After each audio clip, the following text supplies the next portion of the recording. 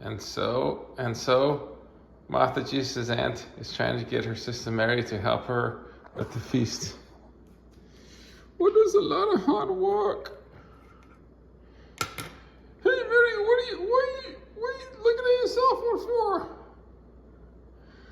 I don't know what you're talking about, sis, but I am just reading a book. But we got a lot to do today. We got to get this feast ready so everyone can have something to eat tonight. But the feast is not ready for several hours. I know. Oh, it's not ready for several hours. And then Jesus comes by. Martha? Yes, Jesus. You're so worried, you're too much of a worried, young lady. Hey, don't you call your aunt? Hey, you worry what? And stop calling her young lady because she's your aunt. Does not concern you, Mom. Just treat me and Aunt Martha. So what exactly do you worry so much? The party is not for several hours. But how can Mary be like, stand there doing nothing? Because she has something that cannot be taken away from her. And what exactly is that? It is inner peace and a relationship with her Savior Jesus Christ. But you are just her son. What is this Savior nonsense? It is really real. I'm not trying to pull your leg, Aunt Martha. I'm just telling you the truth.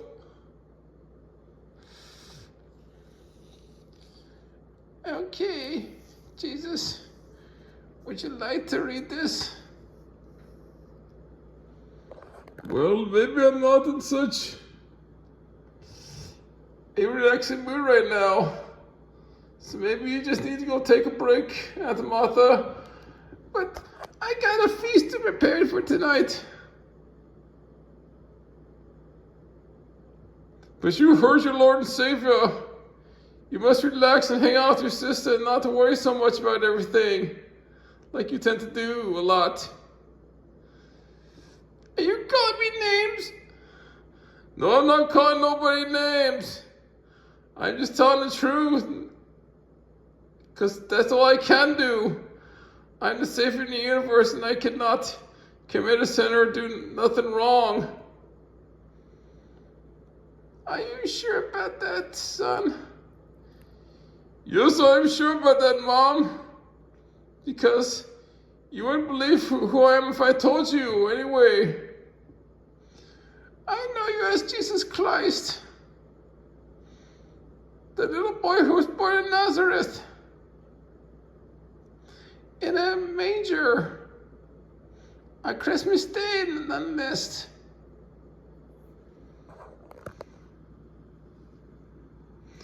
And what is this Christmas Day anyway? Jesus, yes, thought. You ought to be Savior in the universe. You ought like to answer everyone's questions, not try to joke around and try to make things up. Okay, Dad. So Martha, you just need to relax and take a break. Okay, maybe you should try this cooked apple. Okay, so Jesus tries cooked apple.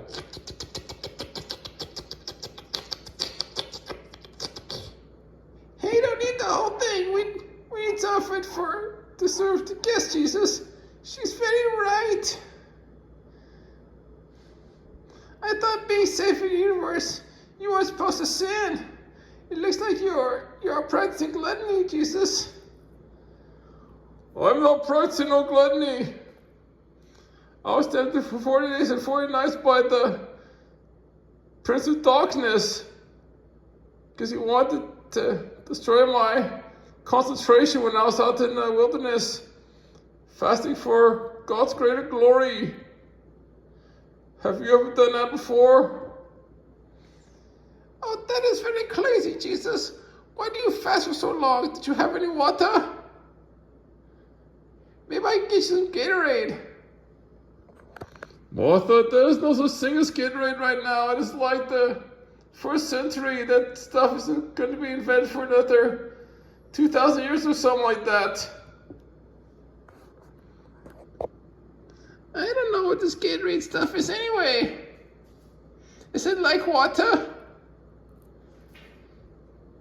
Do you put stuff in it to make it taste like something other than water? Yes, you do, Mom. Just to be very clear, it's a power with like a lot of flavors. They can be blueberry, strawberry, banana, grape, orange, peach. Just about any flavor you want.